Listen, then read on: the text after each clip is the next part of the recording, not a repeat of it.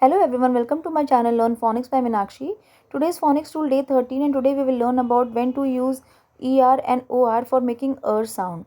So before that we have to learn about agent nouns. An agent noun is a noun denoting something or someone that performs an action of a verb. For example, work. The who performs the work? Worker. Accept. Who accepted? The acceptor. So these are called the agent nouns. So when to use ER for the noun and when to use OR for the noun, that we will learn in today's video. So let's turn on the other slide.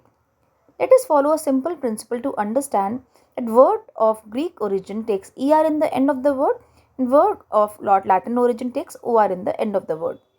But it is very difficult for all of us to understand and to learn the Greek and Latin words. So here are some tips that can help us.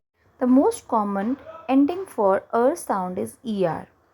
Take some common words: make, maker, bake, baker, dream, dreamer, swim, swimmer, teach, teacher.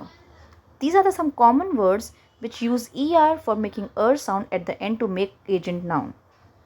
Another point to remember is if the ending word has sound of 8, so we will use OR for making sound. For example, directorate, director, here OR is used, dictate, dictator, moderate, moderator, speculate, speculator, rotate, rotator. In all of these words, 8 sound is coming at the end, so we are using OR for making it an agent noun.